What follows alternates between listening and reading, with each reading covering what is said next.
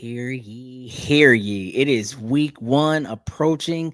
We got games starting Thursday and Friday. Then, of course, the game that we care about is Sunday against the Dolphins. We are finally here. We have made it through the treacherous summer. And so now it's time to talk about the Indianapolis Colts and their 2025 campaign. Sammy, start me up. Turn up your volume. Because you're about to listen to The Sick Podcast. And Bill Show. Intercepted! Marlon Jackson! Marlon's got it! We're going to the Super Bowl! We're going to the Super Bowl! Marlon Jackson with the interception! He picked off Tom Brady! The sickest Indianapolis Colts podcast. It's gonna be sick. It is going to be sick. Yes, it is. Let's start with the intro. Why don't we? And here we go.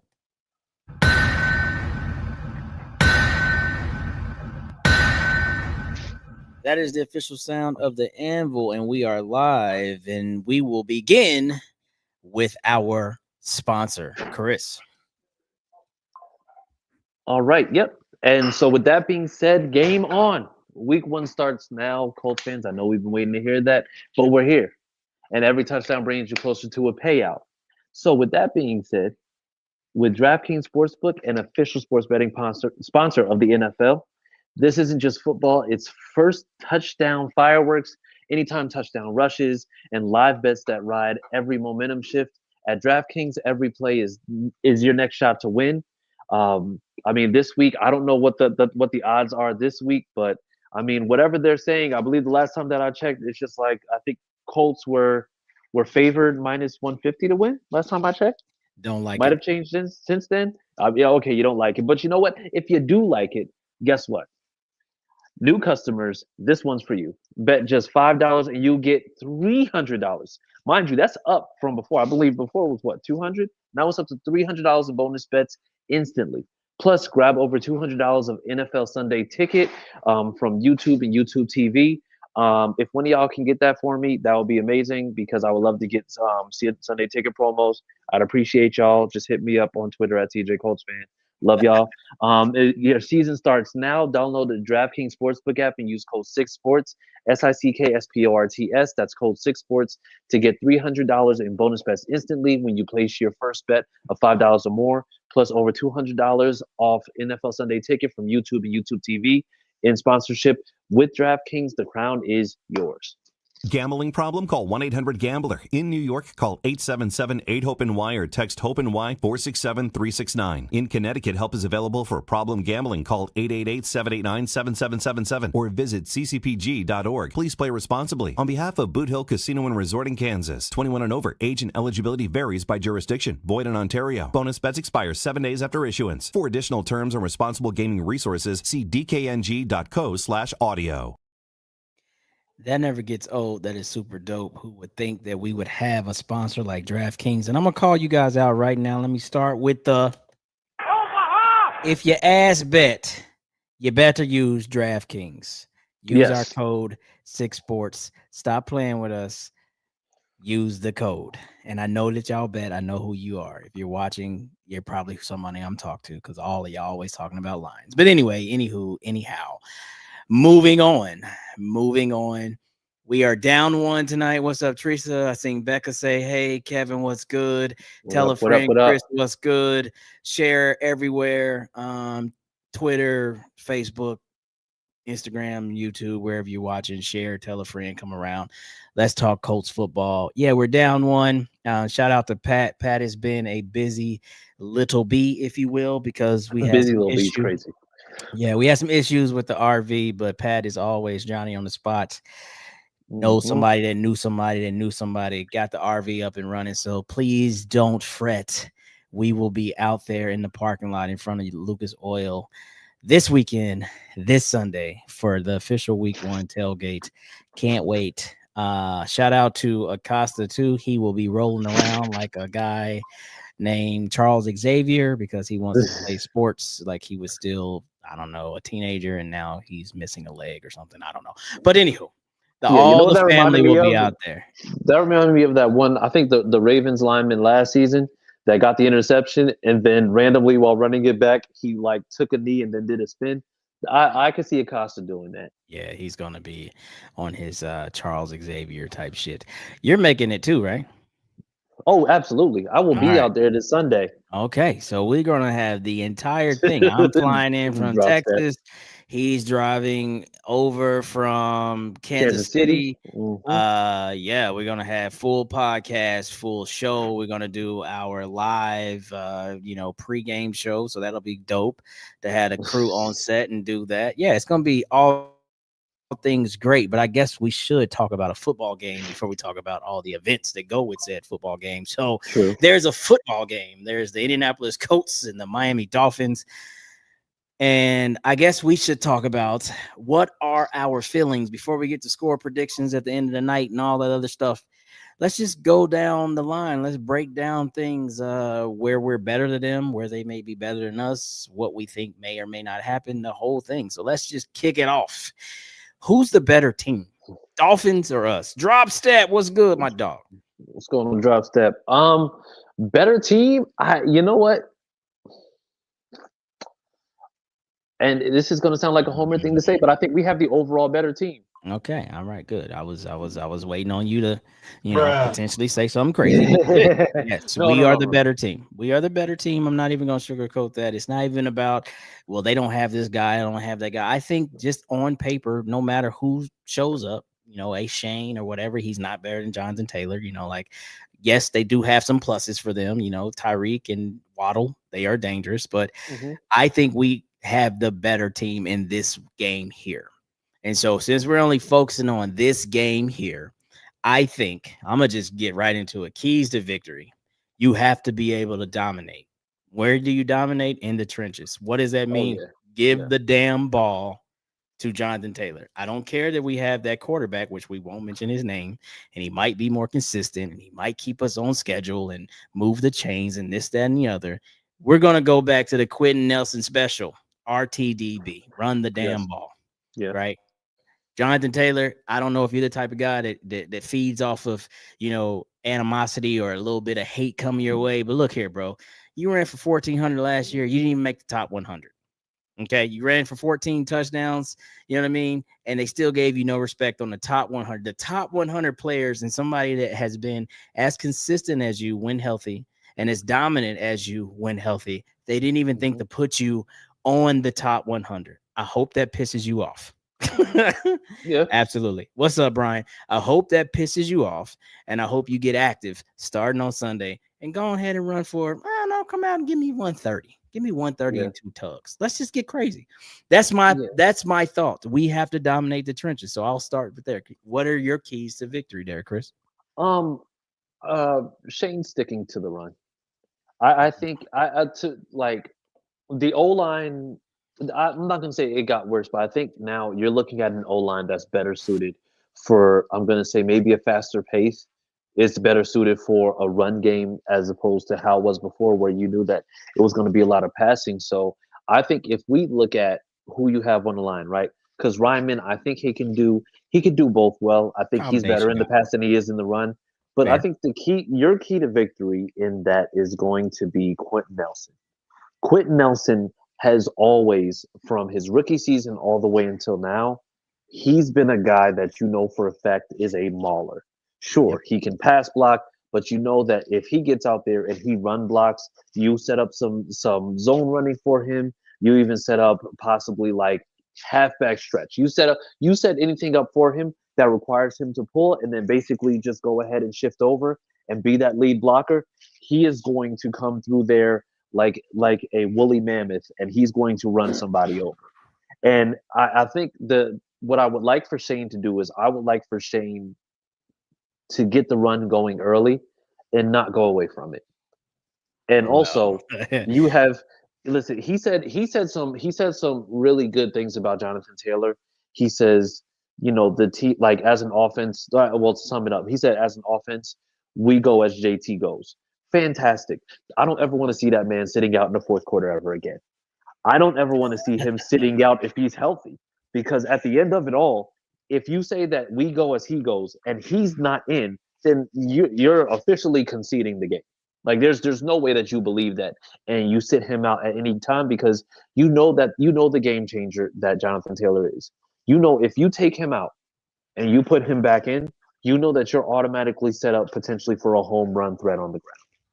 But you have to be willing to just stick with that consistently, which I don't think Shane has necessarily been.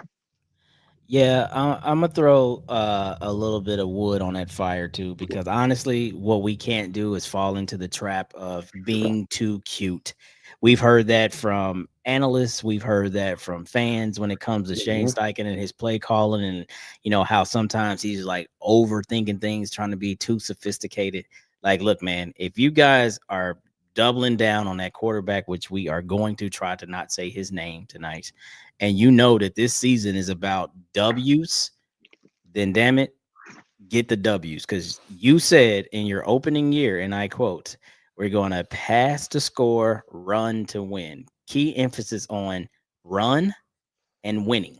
You said those things go hand in hand. So we need to ensure that we stay on that type of trajectory, and let's just not get too cutesy, man. Like, let's just not get too cutesy with all of the weirdo shit. And okay, well, let's do one of those weird, like, oh, we'll do an in and around to Josh Downs and get him hurt and shit. Like, we don't need to do nothing crazy like that. Let's just run the damn ball and play action off of that and come back to running the damn ball. So yeah, I'll say that. Moving to my second key emphasis, I'm still still a little line from Gene Hackman in the replacements. It starts in here, meaning heart.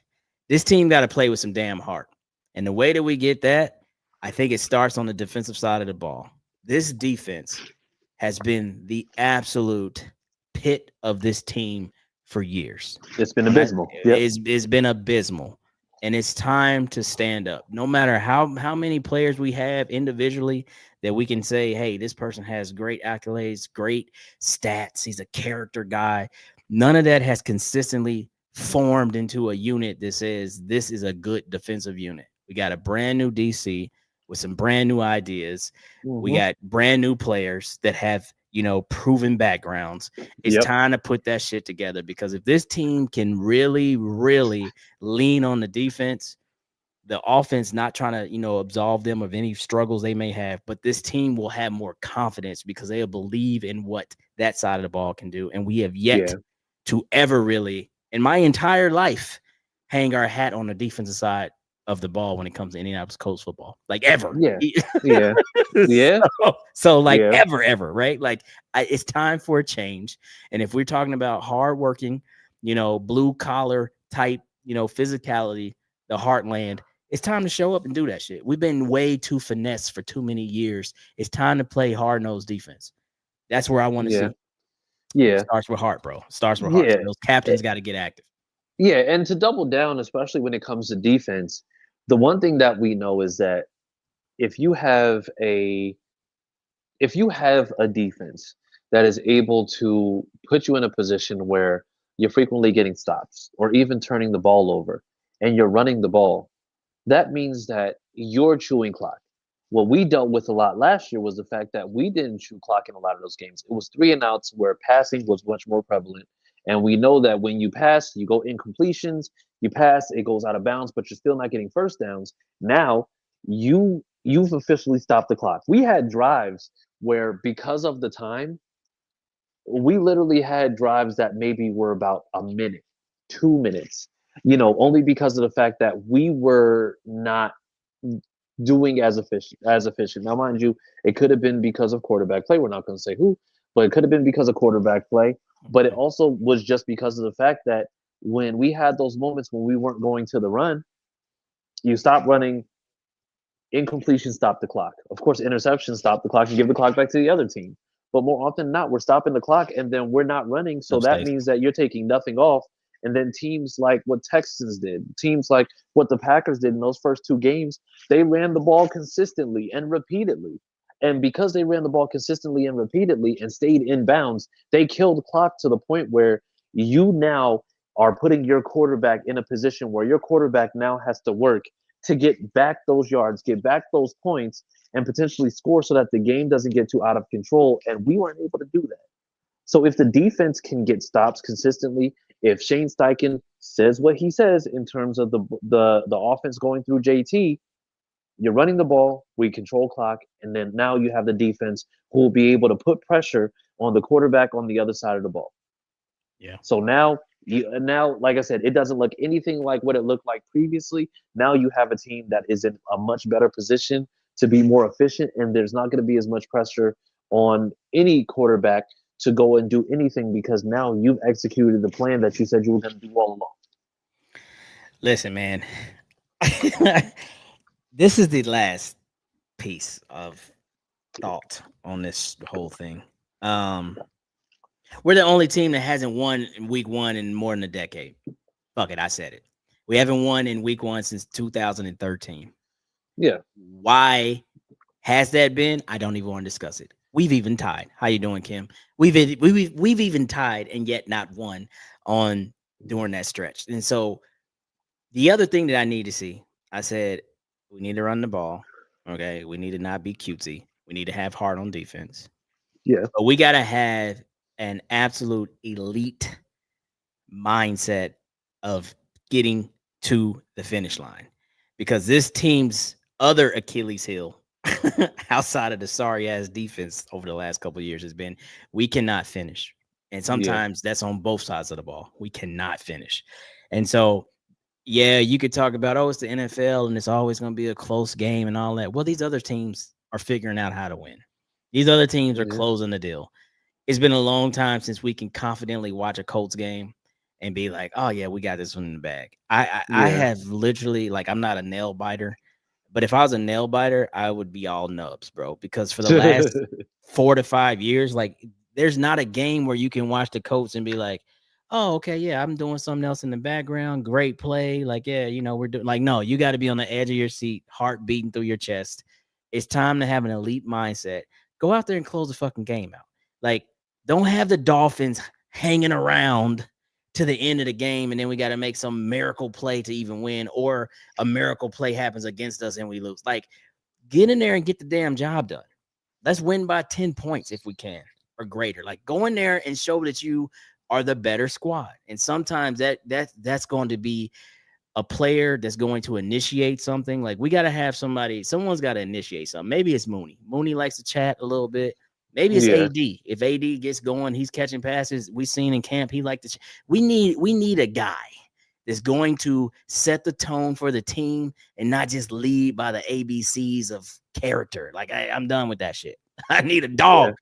Who's going to do it? I mean, we know who the captains are. All right, we know Zaire got a little edge. I don't really think D-Buck, I don't really think he got an edge. The quarterback, he definitely don't have an edge. Who's our other two captains? Quentin. Quentin got an edge, but he don't talk much. And who's the last captain? Who am I missing? Kenny. Is Kenny a captain this year? Kenny's a captain. Kenny's a captain. Well, Kenny's kind of a showman guy. I don't know if he has an edge. Either way, maybe it won't come from them. I don't care who it comes from. Somebody's got to have an edge and get this fucking team going in the right direction. And let's have some damn fun. We got Cam Bynum. He likes to, do his touchdown sellies. Like, we need a new vibe in Lucas Oil because it's just been drab.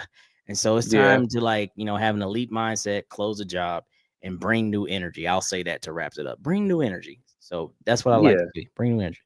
Yeah, it's not just going to be about bringing new energy. I think it's this team. This team has to have they have to have the sense of urgency that we generally have not had until we put because more often than not, it looks like we are just trying to we're trying to get our bearings, right?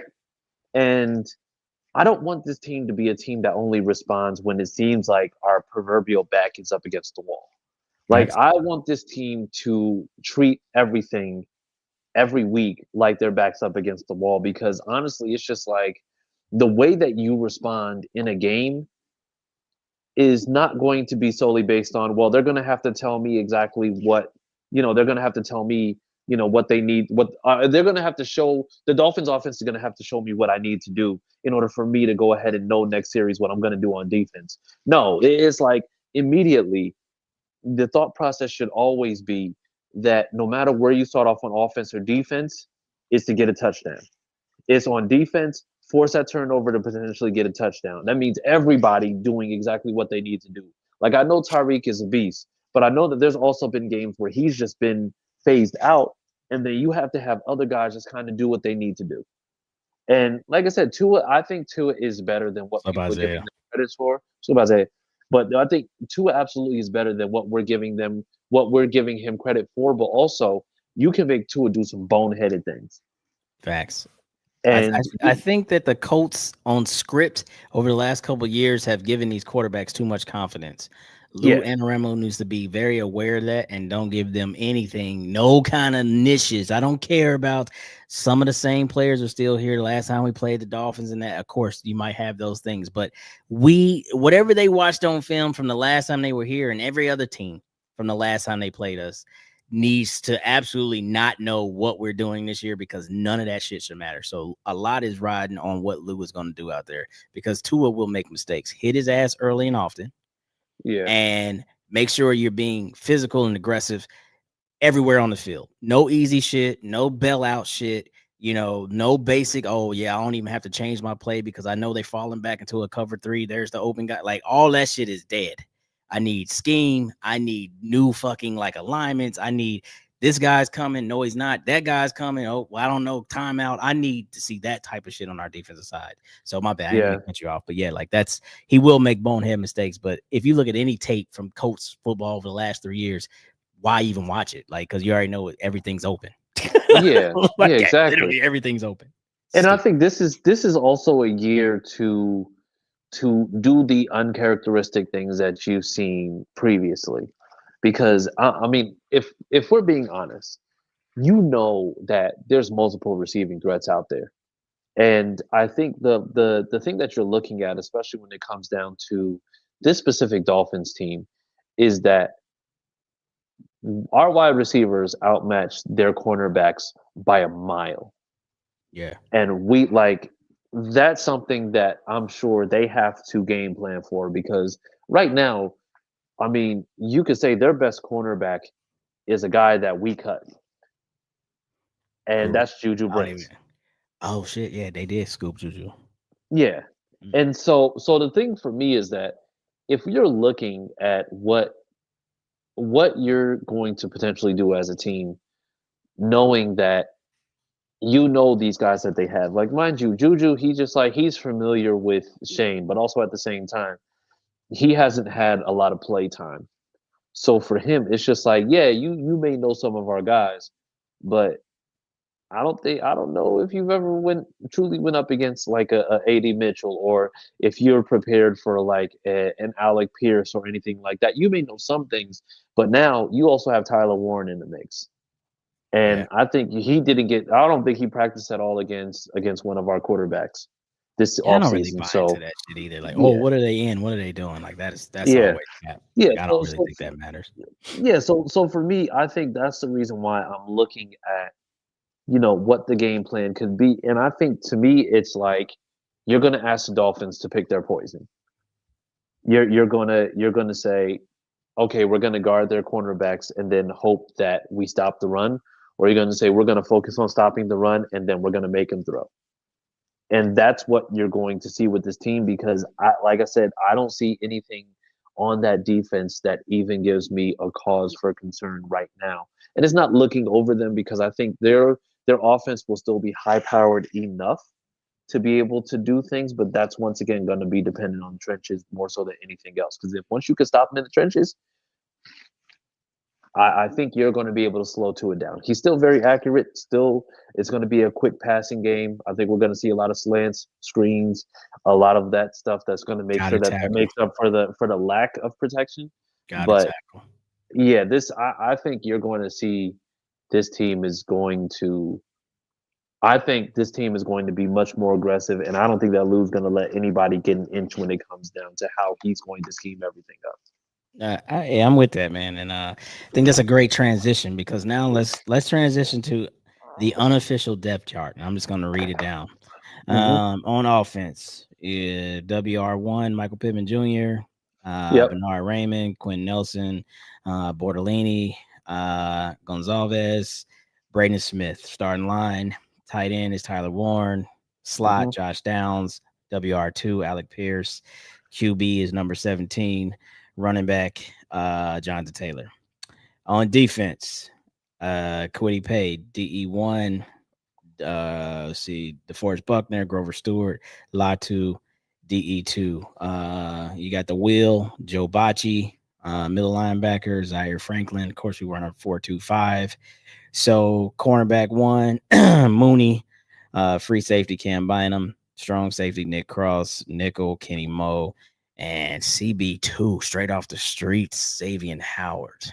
Yeah, bro. Like, this is again, we are not debating quarterbacks, but legit, this is the best squad, both sides of the ball, that's trotted out there for the Colts in years.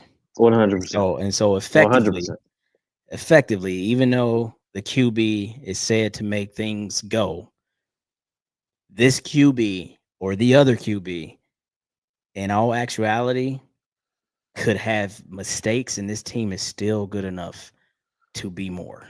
I'll just say that. I'm gonna leave that there because I really like looking at this. Like, of course, it might not scream Philadelphia Eagles or Baltimore Ravens or whatever like that, but like, nah, bro, like this shit is solid, dog. I mean, yeah, we got some spots you're like, oh, okay, maybe linebacker ain't quite it, but in a defense that's heavily, relatable to what your DBs are going to do. Like, yeah, we're okay. And then you look at our offense, you're like, everybody's serviceable. We're okay. And we have a top running back and a top guard, and a top left tackle. Yeah, we're okay. I like it. Yeah. I like it a lot.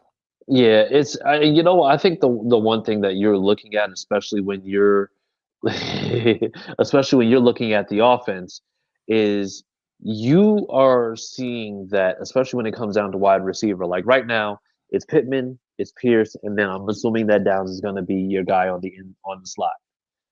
Mm-hmm. This is the first time that I think maybe in the Shane Steichen era that you can say that our offense, for everybody who is deemed the starter, is going to be completely healthy. Mm-hmm. Like, I think we saw last year, Josh Downs, he didn't start the year. Yeah. Year before last, JT didn't start AR's rookie year. Fact. So the thing is, you didn't. I said no QB names this episode. All right, but the thing is, we're not talking about them. It's just literally just stating a fact. Bruh. Just stating a fact. It's always. But either way, but the thing is, this is a team that has a chance because they're healthy. You're at 100%. The Tunas. The Tunas is crazy. I still don't like them. I get it. I get it, Teresa. That's hilarious. She's always, you know what? Nope, I'm not going down that road with you. We'll not do it. No, we're not gonna, because like I said, you get Teresa going, it's hard to get her to stop. So the Tunas is hilarious. But if you look at this team, if you look at this offense has a chance to be 100%. So for me, I think, this is some bitch. Oh yeah. Doing a meet and greet, sending emojis. How dare you? Meet and greet. What greet and meet are you doing? Who wants to meet and greet? Greet and meet is crazy. Is nasty work. Yeah, the nastiest. Greeting meet. Like, what go as hard as you want to go. I hate him. You know what? Bullshit. Bullshit. Like, listen. Wild man. Wow, man. But like I said, I think this is the most confident that I've been in the offense. But I think that's once again just because of the fact that this is a healthy offense, and I think a healthy offense puts you in the best position to do everything that you need. Because even last year we saw, those moments when Josh Downs was missing, and tight end play wasn't where it was supposed to be. You saw that you weren't able to attack that middle of the field. You saw that you weren't able to use Josh Downs' I'm going to say skill set to be able to kind of make guys cheat and then open up opportunities elsewhere. So now you have all of that, and you have Tyler Warren. So now you do have the opportunity to, I'm going to say, exploit in all these different places of the field. And then God forbid you actually have JT and you have DJ Giddens out there on like now you have a threat to run and you have a threat to catch. So like this offense, this just based on the weapons that we have, this is the most I think this is the most explosive offense that we've had in an extremely long Extremely time. long time. And think about two tight end sets too. Mo Alley, great blocker, with Tyler in there. So you can keep Mo Alley in and, let him, be that extra protection, send, Warren out on something or something like that. Or you can go three tight when you get close and got Ogletree in there. Like there's so many combinations right now. Of course, effectively, I don't know how I don't know how we get ahead of this curve, but we got to stay healthy. You know what I mean? Like we got to get the jinx off of us, if you will, when it comes to that injury bug that we suffered all summer. So we got a lot of the guys back, but of course we have the guys that are gone for the year with major injuries. So let's just pray over the team and keep that. But Stacy brought up a great point. Not to put too much pressure on the situation, but the guys are playing for something different.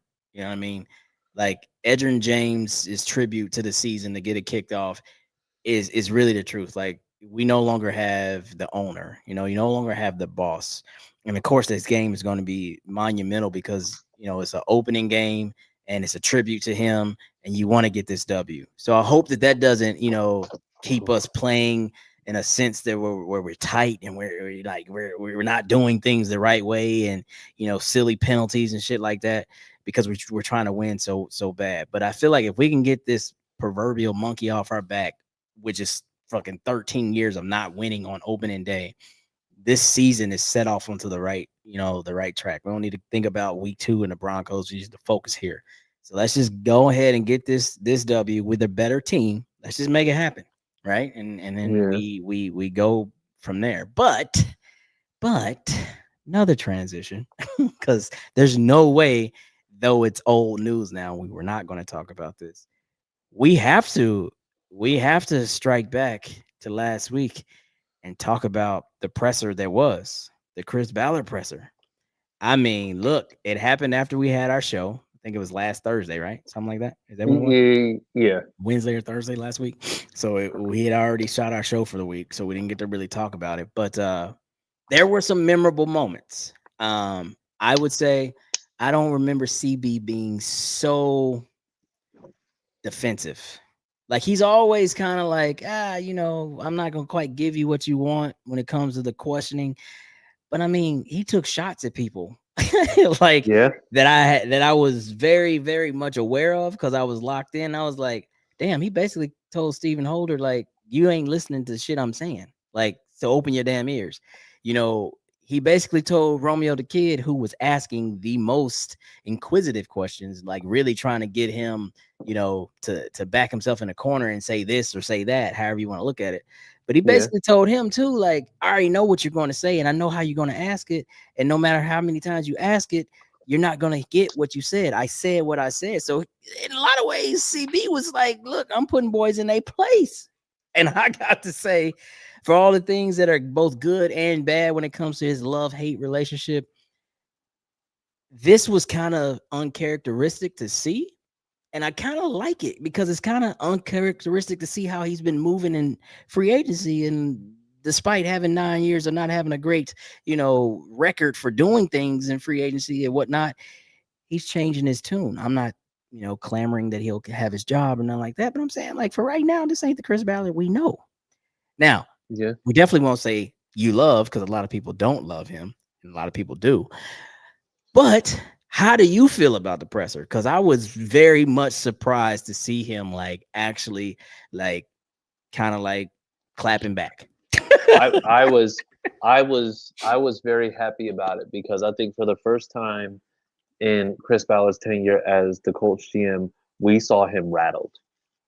We saw him. Is that the position you taking? He was rattled. 100%. And I take that stance because of the fact that Chris Ballard, to a certain extent, is generally allowed to. He's generally allowed to turn on the charm, turn on the jokes, and turn on the quips and do all that. And I think for the first time since January, when they had the end of the season presser, Because mind you, they were absolutely like they like the questions they were asking then, they were killing that man. Facts. And so You this mean in was January? in January. Oh yeah. But now it's like there was one opportunity where they asked him a question, he gave kind of his canned response. And then they kind of followed up and said, "Hey, can you expound upon that?" And then that's when he came with the, "Okay, well, clearly you're not listening, and I know you're a good listener." It's like, oh, Facts. what are we doing here? And so for me, if I'm looking at the way that he answered, the way that he was responding, the way that he wanted to, I think the media is kind of sick of just dealing with just the same old, dealing with the same catchphrases and everything over and over again. And they're kind of going into it now asking those questions that you need to be asking somebody who's been in his seat for as long as they have and haven't really been successful. I'm gonna take a different position. I don't think he was rattled at all. I think that more than anything, he was annoyed because again, maybe want to call this like this is insider information. So I get it. Like as the media, you want to get as much as you can, and you want these guys to be as open and honest as possible. But I feel like Yeah. there's a whole bunch of insider information that they cannot risk because, in all honesty, it puts a black eye on their management of certain situations. And Hmm. so, to that point, I feel like Chris was saying, this is the great reset for you know who. And yep, I'll admit the rollout was not right. We didn't open this the right way, but we still have a plan. And that plan, though you keep saying you can't find relative comparisons where it's worked out and this, that, and the other, he said, why not him? Why not 5? Right? Like, I know what you Yeah. haven't seen, but why not him? And I think the annoyance that started to build as the presser went on is because in a lot of ways, and I think I said this on one of the spaces that we're in, like, what did we want him to do? Fire himself? Like, that's not Yeah. gonna happen. And so ultimately, like, yeah, I made a mistake. The judgment call wasn't right when we did it, but I hadn't lost my job, knock on wood. Yeah. And so therefore, I'm not going to completely come out here and just hang myself. And I feel like the media wanted him to kind of do that. And I don't mean to be so gray and dark when I use them terms. So let Yeah. me change that. That's not what I meant. But he wasn't just going to come out here and just say, oh, yeah, I messed up and I'm a terrible GM. And yeah, you guys are right. I probably should have got fired. Haha, but I'm still here. Like, nah. He's like, look, man, like, there's time. And I'm here until I'm not. And so while I'm here, this is what I plan to do. And we Yeah. have also, in the same kind of tense and purpose, mitigated a situation which is pressure when it comes to number 5, because now the pressure isn't on him. He can keep working in the background, keep doing what he's doing. And I've noticed small things. If you really pay attention, and maybe I was taking this the wrong way first, but you really pay attention what Indianapolis, the organization is what they're doing and what they're promoting. You don't see 5 in front of a lot of stuff no more. Even on like little basic shit. Like they were doing like team pictures and shit that just came out. I didn't see 5 nowhere. When you see like little video and stuff Yeah. happening, like you don't see The him just captain's walking through. video. Yeah, you don't see him nowhere no more. And maybe I was taking that as a dark sign, like, okay, they about to start, kind of righting the ship and sending him off. But it's more so like I think they want all pressure off of him. Yeah. Find yourself as a member of this team. Just be a member of this team first. And then continuously work on your craft while no lights are on you. The questions are still going to come because this is who the media is, but we'll do our best to shield you from those. Just keep working Yeah. in the background. And Yeah. so maybe that's part of the rollout too. The great reset, bro. This is the great reset. It could be. And I think this is also a great reset for Shane and Chris Ballard, because now they have no choice but to go and just bear with it. Like now you're going to Yes, either you're gonna you can't afford for AR to fail. So what do? You go ahead, you have you know put the your team that cards on the you have. table. Yep, and then you give him that year that he should have sat, And now, and I also, I'm gonna give you a hot take. I kind of don't like the way that things came out regarding Jim Irsay wanting AR to start, because now it's just like you're putting something on a man who can't defend himself. Oh yeah, well, damn, you did it again, bro. See how you we don't say names. I've been saying numbers. 17-5. You say Jim Irsay. No. But the thing is, I get it. But said- also, I don't like speaking. I don't like speaking ill of people or putting something on people that can't defend themselves, because if we're no. I'm being saying you honest, said the quarterback's name. I told you we're going to try to have a whole show without saying their oh, names or well, initials. either way, We're a failure, yeah. Christopher. Well, this is speaking to Irsay. I like the thing is saying that Irsay wanted a certain quarterback when he's no longer here. Yeah, You what's wouldn't the say point? that when he was. What's the point? And so Right. for me, it's like so basically you're saying, oh, well, Mr. Irsay wanted it, so we had to do it. Yeah, Oh, right, but I didn't want, and to me, it's just like it immediately gives Chris Ballard an out. Here you go. I You be counting the ways. it Counting the gives ways. but the thing is, it gives Chris Ballard an out because we know that he has stated time and time again, I know where you go. that all these things. But the problem is that once again, you can put this on Jim now. You can No, 100% nobody's put this passing on the Jim. buck. They That's did. not No, fair. I mean, they literally said that Jim Irsay said that he wanted that guy to start once we got him. He said he wanted him to start as soon as we got him. So he said Buck training, Buck all the other stuff. Like, we don't want him to sit, develop, learn, put him out there week one. And that's where we're at now. And now, and like I said, God rest his soul, he can't defend himself.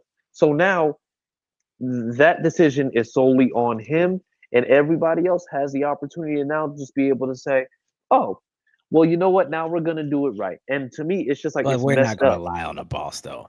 Like, there's no way they're lying. If that's what was no way that- said, there's no way they're lying. Come There's on. no way. There's no way. The daughters run the they're lying. team. They're not gonna have their father, like, I mean, he's already taken his own personal shots, as far as people taking shots at him about how his health or relapse was towards the end. You're not gonna take football shots too.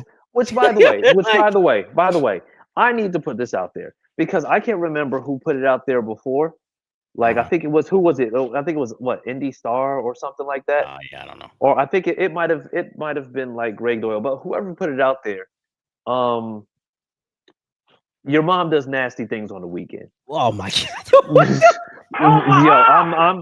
Yeah, listen, your mom does nasty things on the weekend. What Who do you think you are? Who do you think you are to go and just do something like that? Like, mind you, we know Jim Irsay struggled with things, and we know that. But the thing for me is that, once again, you're doing this with a man. And as a matter of fact, I think it was Greg Doyle. And I remember Greg Doyle was the one who damn near had to get a restraining order by Caitlin Clark because he was saying the nasty things at that press conference, where he was just saying, so the thing is, so Greg Doyle. Are we like sure said, it's him? Like, Before no, I'm about to listen. If I get on here and I see that it's Greg Doyle, best believe I'm going to double down on the fact that his mother does nasty things on the weekend. Oh my! Because I know that right there is like, it's unfortunate. I'll talk Chris off the ledge. It's definitely bad in situations that are already somber. Like, it does nobody any good to know what he struggled with and then have to think about, like, oh damn, they were lying to us all this time. We thought he was getting better, but he wasn't, type things and all. And yeah, the ketamine dosage came out and all that type of shit. Like, it was muddy. And so I don't even like none of that. I don't care about it in the sense of, it's not really, relevant anymore. The man lived his life and now, he's moved on. And so we just got to go with that. But yeah, like, that was kind of ugly, man. That was and I hate that. I hate that because, like I said, it was very obvious, like, he struggled with stuff. And for me, it's like, I never want to speak ill of somebody, especially afterwards.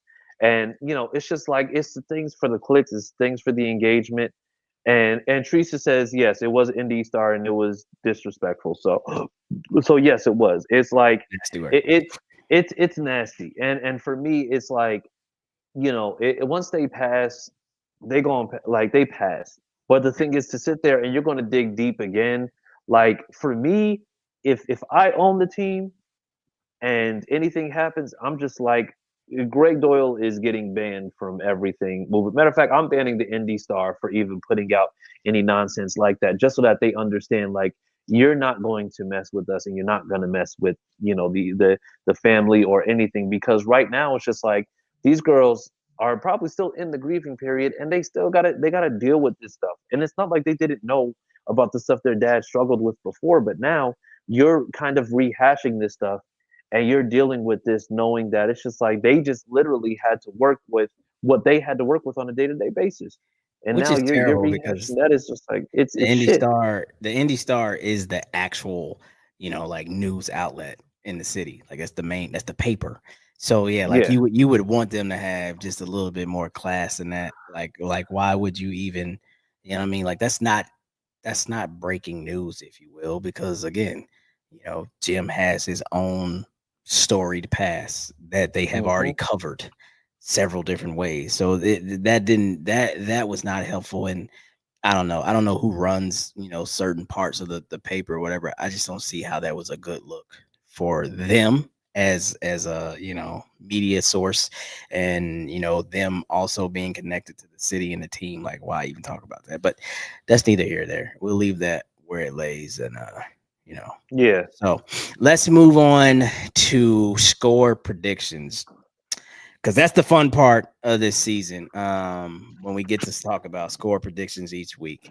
And so I say, when you started and you came with the line that you had seen last about, what the Colts were favored or whatever.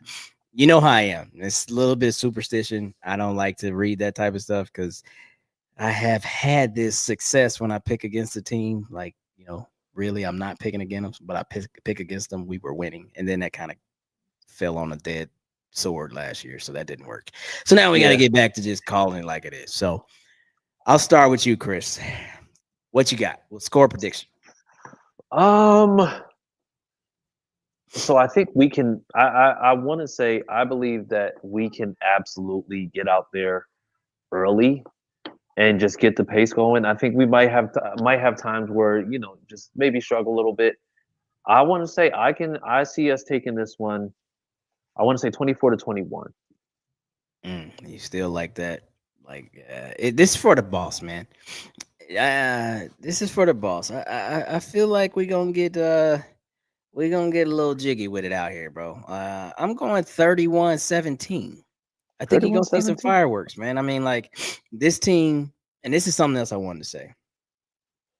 There's no time like the present. Of course, that's a old, adage, and people say that, but like, I'm tired of hearing about these guys wanting to win for the city, wanting to win for these fans because we deserve it, Yeah. and all this other shit. There's no time like the present. Get shit Yeah. done, bro. And like, nobody, and I mean nobody, believes in this squad on a national like outlet. Nobody. You can click on any Fox Sports One, ESPN, NFL Network, Hmm. whoever you want to, and they got the Colts in some grave range of 4 wins to maybe a ceiling of 7. Like, we are just not good by the likings of the NFL media and Yep. national outlets. Excuse me. So there's no time like the present. Go kick the Yep. doors in and get rid of the Dolphins and start really kind of planting the seeds. Like, we got something to prove. And I'm glad that nobody believes in this. I'm glad nobody believes in our quarterback situation, which actually effectively affects us all. But there's 51 Yeah. other guys on this team, and we got something to say about that. So that's what I want to see too. So 31-17 to start the season, man. Let's Yeah. let's let's Absolutely. get to it. Let's get to it, Yep. bro. Yep. And that's not me Absolutely. being a homer, but I feel like the energy in the building because of Jim, the energy in the building because it's a brand new season, the energy in the building because everybody wants to, like, get that first win of the season. There's a lot of different energies in the building. Energy of a brand new defense, energy of a healthy squad. Like, there's energy in the building. And so let's put all of that into one focal point, and that's the Miami Dolphins, and send their ass back to Florida with their ass kicked straight up. Exactly. Like Teresa said, I don't like the tunas. Get them up out of here. All right, look, man, we're gonna do good tonight. We're gonna do all our promos and everything and get the hell out of here early. Exactly. Yes. So let's run it. Yeah, throw some scores up there. 24-17, 33-20 for the Balls. What else you got? Throw some more scores in here while Chris turns into the Cialis man. And go, exactly. Chris. There you go. Yep. And so you can find me at CJ Coltsfan on Twitter. You can find yes. Oh, okay. You can find me at Colts Clyde on X. All right. And then you can find us on Twitter at SigPodColts. And then also make sure that you are tuning in Wednesdays, 12 p.m. Eastern time, noon, or 12 noon Eastern time, 11 p.m. Central, or 11 a.m. Central, on z103.com. Make sure that you download the app. You can find it in your app store, and also on Mix 105. Thank you, Sammy. And then you can also scan that QR code where you can go to visit Indy to see everything's happening in Indianapolis. But you know what's happening this weekend. Colts football is back. I'll be in town. Clyde's going to be in town. It's going to be a party. So if you're be there. All right. If you're not going to be there, or if you weren't planning to be there, change your plans. Be there. If church gets out, if church normally gets out at 1, tell your pastor you're leaving early, and tell them that you'll ask God for forgiveness later. Gots to roll. Hey, look, man. Look. Come to the tailgate, the Forge tailgate. That is the official name. Hit the anvil. Have a shot. We'll be doing our pregame show, so come and drop by. You might have a little guest spot. We have a revolving chair, if you will. So come in, give your thoughts on the game. We're gonna have fun, bro. Usually that first game is always epic. I missed it last year because I was deployed, but the ones that I have been to on that first game in the tailgate lot, they're epic. So let's come out. Let's have a blast, man. Go Colts, no matter what. We are here. The wait is over. Wait is over. It's time to put up or shut up. We've been hearing about this team now since the last season ended. College football, by the way, my last little cue. College football this weekend. Overall, I'll give it a 6. There's a lot of hype, but really there was only one game that was worth a damn to me, and that was Notre Dame, Miami. And I'll say this to all of the spaces, to everybody that's listening, I'm doubling down. QB 5 will be starting in 2026, because I know it's only 1 week, but I am not sold by none of these saviors you guys have been claiming. And sure, I'm sure they'll play better. And it's a long season, but I'm telling you right now, I don't see any of these guys coming in and making an elite difference in what we got going on currently in our team. Mr. Diesel, 24-21 Colts. I like it. So I'll just leave on that note. I don't really think any of these quarterbacks change anything for this franchise going forward. At least not this class. Yes. Yeah. What's up? Oh, Regents. What's up, Brent? Sam Levin, 2026. First time I seen Brent in something not Colts or Michigan. What was that? Was that Detroit? Is that a hockey? Yeah, that's the hockey. No, that's the black. That's the Blackhawks. Yeah, Blackhawks. Yeah. Okay, yeah, it makes sense. He lives up north. But okay, man. Anything else? Nope, that's all. Boy, we early. So when DEI is not on, we on time. Keep that in mind. And he's the one that don't look like us. Hilarious, isn't that right? Anyway, Sammy, wrap us up. And that's a wrap. Hope you don't miss us too much until next time. Follow the Sick Podcast and Bill Show on YouTube, Instagram, Facebook, Google Play, and Apple Podcasts.